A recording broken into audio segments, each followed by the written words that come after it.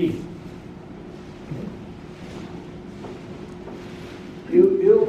Foi por recomendação da nossa colega Mitizo, né? Eu li e reli esse livro.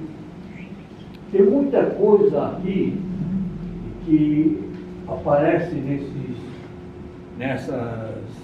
nesses quadros aqui.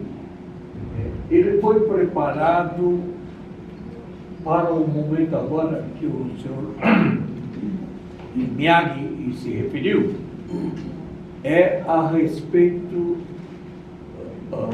desse comissão de anistia e de reconsideração sobre a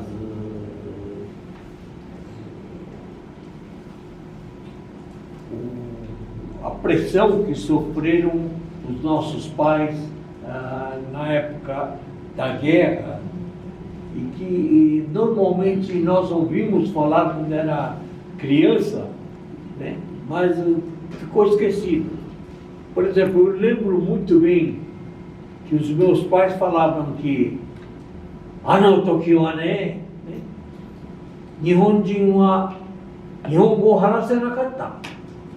Não podia encontrar 3 ou 2 japoneses e falar uma frase em japonês.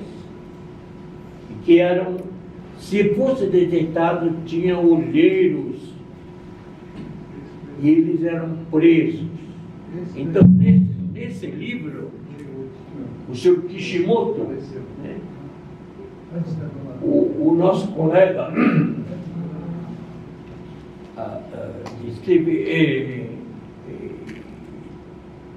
teve aulas com esse professor aqui, né, com o professor Kishimoto. Ele tem também esse livro e está lendo, né? Então ele descreve detalhes na prisão dos nossos pais. Isso daqui não é revelado normalmente nas escritas e nos livros, né? Hoje em dia não se comenta, porque é uma face que é vergonhoso para o nosso passado. Então, os nossos pais viveram esse drama nos anos mesmo no período da guerra. Então a gente não percebe que nossos pais, que tinham 30 anos, 40 anos naquela época da guerra, né, eles iam presos e eram dedurados pelos brasileiros, né? Eles são inimigos. Eles falaram em japonês, então vamos prender. Então, as delegacias estavam lotadas de Nihonjin, né? Isso daí era comum, né, no dia a dia dos nossos pais. Isso está escondido na história. Os meus pais comentavam que não podia falar em japonês, usar o japonês. A dificuldade que eram os imigrantes viverem na capital, como São Paulo, Nihonjin falando com outro Nihonjin, tem que usar o português que não dominam. Eram condenados a esse padrão de vida, né? Hoje em dia não se comenta como é que era estarem trancafiados 14 Nihonjins numa cela, né, vivendo só de cueca, né, não tinha cobertor, tinha que dormir em colchão velho, né, só tinha uma janela em cima né? Abafado no calor, frio no inverno, né? Eles suportaram isso. Isso daí é uma página assim, de vergonha para o Nihonjin. Nihonjin tem orgulho de ser Nihonjin. Nihonjin ser considerado assim na terra onde eles escolheram de vir como imigrantes. De repente, quando o Brasil declara guerra ao Japão, o povo virou inimigo do Brasil. Esse lado, essa face da história, né, é uma mancha no nosso passado.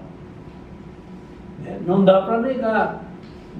Isso quer dizer que a mesma coisa que está acontecendo na Ucrânia, onde invadiram os russos, né, e discriminam a população, os nossos pais viveram isso na época da guerra. Esse daqui fala isolados em território em guerra na América do Sul. Esse é o título do livro. Então, ele reproduz o que é ser inimigo, vivendo na terra do inimigo, né, isolados. Os representantes do governo japonês foram embora. Não tinha a quem recorrer. Tinha que recorrer à embaixada da Espanha, depois da Suécia, né, para qualquer reclamação ou saber da novidade de fora. Isso daí está descrito nesse livro. Esse senhor Kishimoto, né,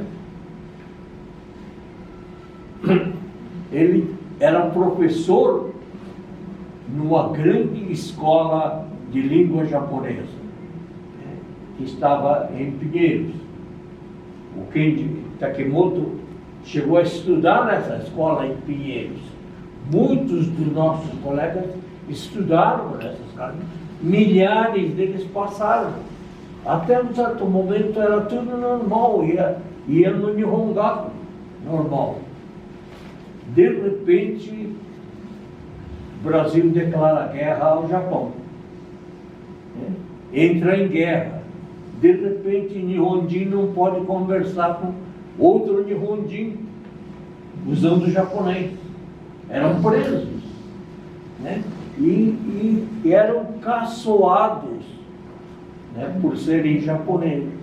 Então, os japoneses que tinham contribuído para a agricultura, para fomentar a agricultura no Brasil, lá no norte, na região de Parintins, na região onde se plantava juta, o governo de Amazonas chegou a condecorar, né, e reconhecer as colônias japonesas, né, o que tinha em Parintins, por exemplo, né, pelo desenvolvimento da juta na região. Então aquilo contribuiu para produzir os sacos para a exportação de café e de outros produtos. Então, havia contribuição muito grande para o desenvolvimento do país. Era reconhecido. Até um certo ponto, eram todos reconhecidos pela grandiosidade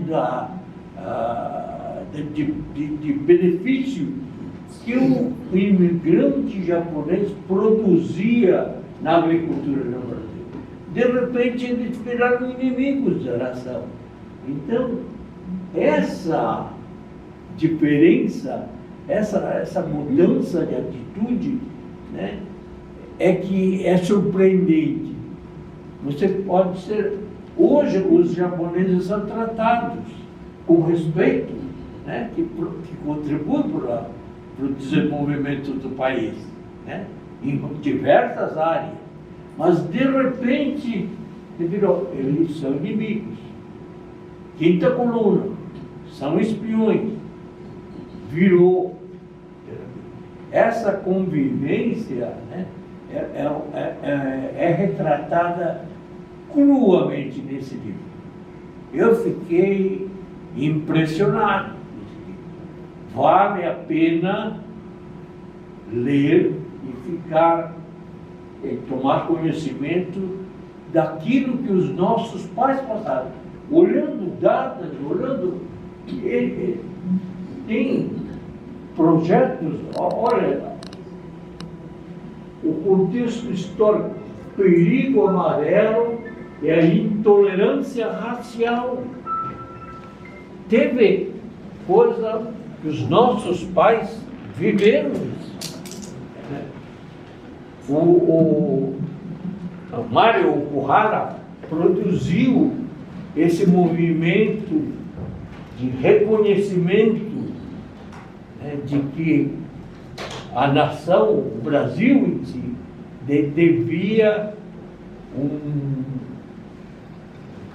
reconhecer esse lado em que o povo, não, uma raça dentro de um povo ser tratado de maneira discricionária, né?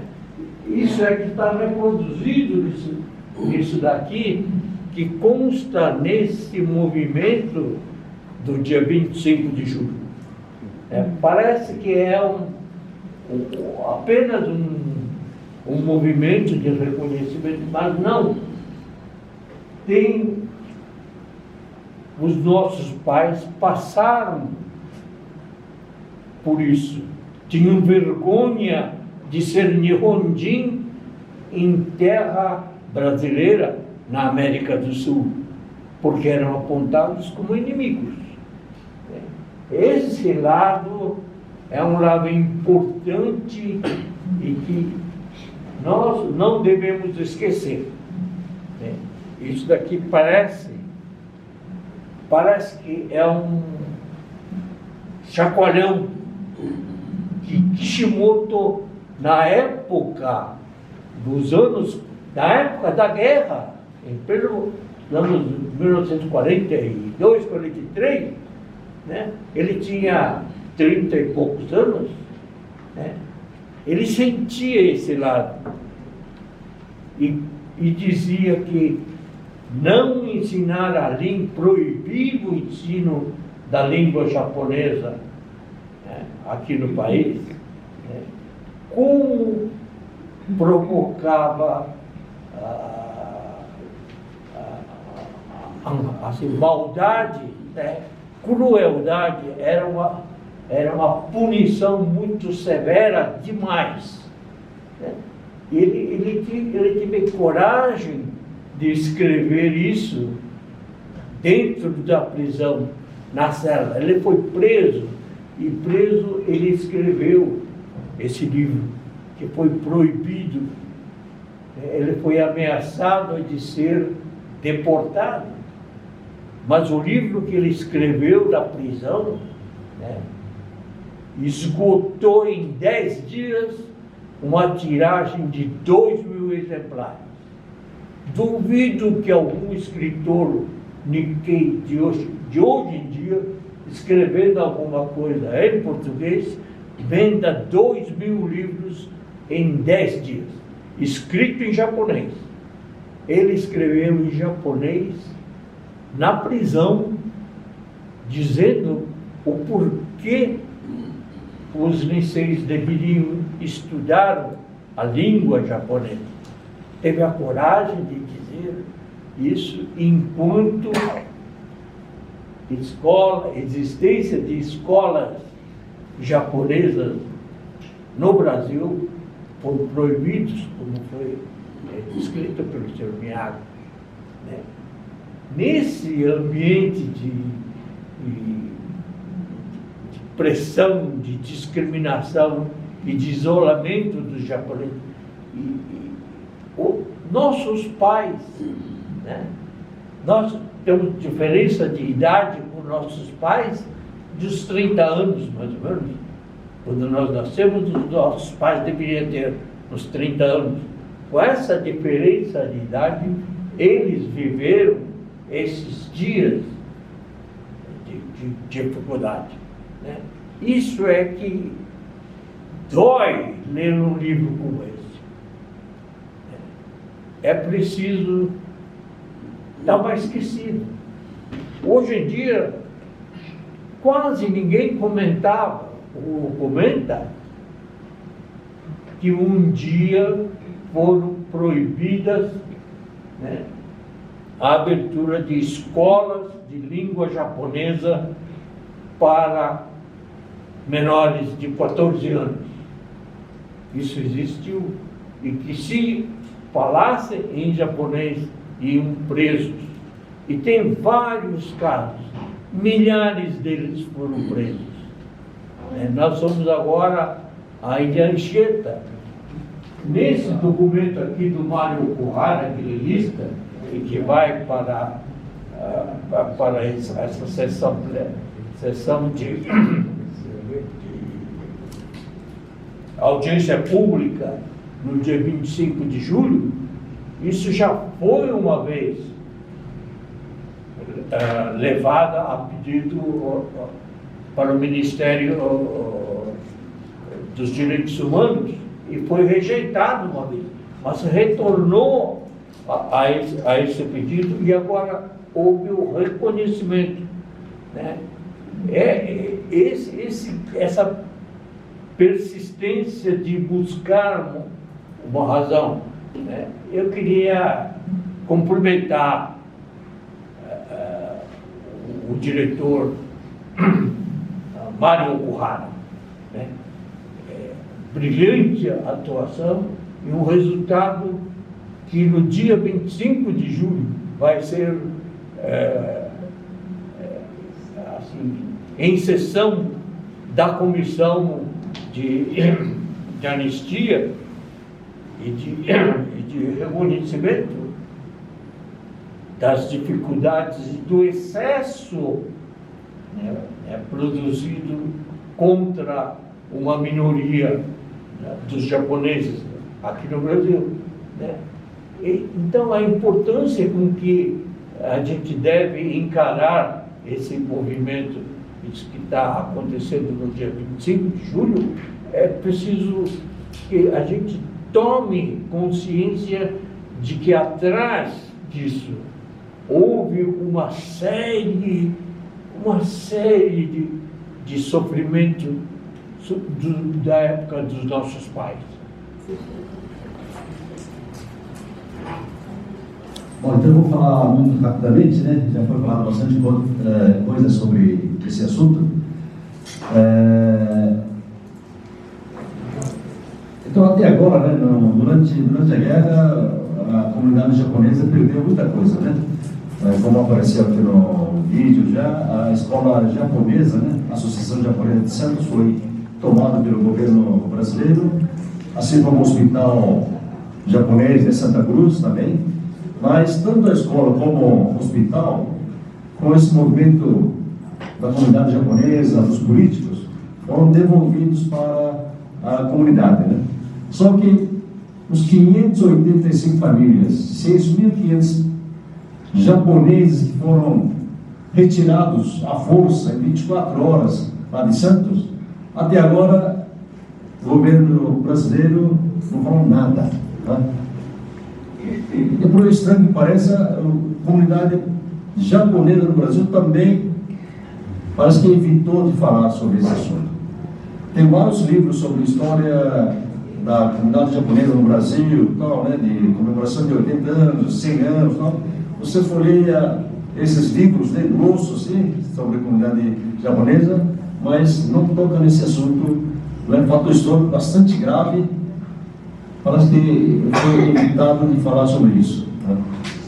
Coisa semelhante aconteceu nos Estados Unidos e aqui no Canadá, e lá o governo, né, o presidente Reagan, ele pediu desculpas, até indenizou toda a população que foram afetados foi um ato do governo, né? Injustamente, né? Aqui no Brasil, nem o governo falou nada e nem a comunidade se mobilizou, né? Agora, então, dessa vez, quer dizer, no governo anterior, né, já tinha criado uma comissão de anistia para reparar os erros do passado, né, do governo brasileiro. Só que essa anistia, comissão, estava limitando a pedir desculpas individuais. Tá?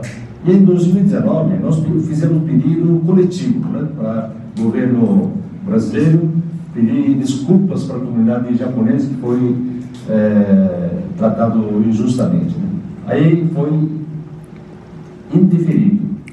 Né? A anistia não aceitou de 7-2 na votação. Só que aí nós não desistimos, né? Entramos de novo com esse pedido no ano passado e a nova comissão foi criada para julgar a injustiça do governo a partir de 1946 até 1988, quando foi promulgada a nova Constituição. Aí, nesse caso, esse caso de Santos não entraria, porque aconteceu em 1943. Aí o Mário João Ohara, ele tinha entrado na justiça para pedir desculpas, né, sobre aquele caso de Yamashita, onde 172 japoneses, né, foram presos e foram levados para ilha, né, foram torturados lá e até morreram uma pessoa em consequência dessa tortura. Aí Miyagi-san, né, liderou todo esse movimento. Nós ajudamos a fazer aquele filme Okinawa Santos, né? Nós levamos o diretor do cinema em vários lugares para filmar, mais de 183 horas de filmagem, né? E no filme foi condensado para 90 minutos, né? Então, várias coisas que foi dito foram cortadas porque não cabe todo o depoimento, né? Mas, de qualquer forma, fizemos junto aquele filme de Okinawa Santos. Foi outro filme também que passou na televisão japonesa, NHK também. E aqui na Miyagi-san, né, anualmente ele edita livro, né, é o grupo dele, né, eu também faço parte do grupo. E também sempre tem esse pessoal, o depoimento do pessoal que foi injustiçado. Né? E no ano passado, né, foi editado essa edição especial sobre esse episódio de Santos. Né? Editamos em inglês também, já mandando para vários países também. E em 2019, então foi indeferido lá em Brasília. Nós fomos até Brasília, né, conversar diretamente com a Comissão de Anistia. Só que naquela época, em primeiro lugar, o fato não era conhecido pela comunidade, nem pela comunidade japonesa, nem pela sociedade brasileira. Né? Até a Comissão de Anistia ficou um pouco surpreso, porque era novidade para eles também. E isso também acho que contribuiu também para não ser aceito também, eu acho, né? Isso já é minha interpretação, né? Mas agora com filme, com jornais publicando várias vezes, né?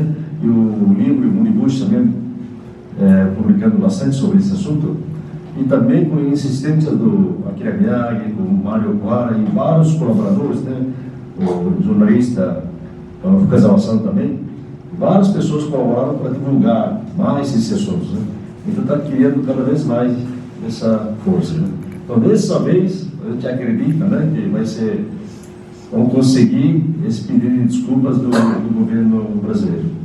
Então, a gente está programando uma caravana, né? Nós contratamos um ônibus com 60 lugares, né, para levar a pessoa à torcida, né, para fazer um pouquinho de pressão para o governo, né, aceitar esse pedido de desculpas, né? E por que a gente está incluindo essa desculpa de 1943, que é anistia? Na realidade, essa comissão de anistia está julgando a partir de 46. Então, pela lei, não incluiria desculpas para 43, né? Essa retirada de forçada, que para nós é coisa muito importante isso. Só que a lei que prendeu 172 pessoas na ilha Anchieta é a mesma lei que forçou a retirada em 24 horas da comunidade japonesa. Então isso que a gente está fazendo o governo entender, puxa, é a mesma lei que prendeu 172 pessoas, que expulsou 6.500 pessoas em 24 horas. Né? Então por que vai dizer que daqui para cá é válido e lá anterior não vale? Né? Acho que a comissão entendeu muito bem isso. Nós fizemos uma reunião online com a comissão de anistia, e até a presidente da comissão agradeceu a gente, né, de ter dado oportunidade ao governo brasileiro, oportunidade de pedir desculpas. Quer dizer, ela pessoalmente já está reconhecendo que realmente tem que incluir aquele episódio, né, e parece que vai ser incluído na discussão, né, na decisão, esse episódio também. Então, agora, depende de todos nós aqui, somar esforço, né, para reforçar esse pedido para o governo brasileiro. Né? Então, quem puder ir, nós estamos alugando então um ônibus, né? Nós vamos sair daqui dia 23 de julho, lá para 16 horas da tardinha, né? E vamos chegar lá dia 24 de manhã, lá em Brasília. E dia 24 a gente está reservando para fazer um city tour, né? Tem algumas pessoas que não conhecem ainda Brasília. Então vamos passear, vamos dizer assim, né? Aproveitar e ir para lá. E dia 25, no dia de julgamento, na parte da manhã, ter um tempinho também, né? Para dar umas voltinhas lá em Brasília. E 25 à tarde vai ser julgamento. Né? Aí a gente está torcendo para a Comissão de Anistia e o governo brasileiro que reconheça esse erro que cometeu no passado, né? Para nós é muito importante, para que nunca mais cometa esse tipo de injustiça com ninguém. Então, é para isso que a gente está mobilizando a sociedade toda, né? E depois do julgamento, acho que nós vamos fazer entrevista coletiva, tomara que seja entrevista positiva, né, para todos nós, né? E saímos de lá, então, dia 25 à tardinha, né? E chegamos aqui dia 26 na parte da manhã. Isso é a programação nossa, então, para ir para o Brasil. Então, quem puder ir, o ônibus ainda tem, acho que 12 vagas, né? Agora, fora o ônibus, né? Quem não tiver todo esse tempo disponível, pode ir com um ônibus de carreira, né? Ou de avião, para ir e voltar no mesmo dia. Só informa, você que faz a comemoração, quantas pessoas vão? Porque lá na Comissão de Anistia tem sala pequena desse tamanho, tem sala média para 100, 200 pessoas e tem um auditório também. Né? Então, dependendo do número de pessoas que vão lá, eles vão mudar o local de audiência também. Então, quem puder ir, então, por favor, né, dar nome para a comemoração, vamos lá, ao medida possível, né, e bastante gente para forçar a Anistia a aceitar o nosso filho. Tá bom? Muito obrigado.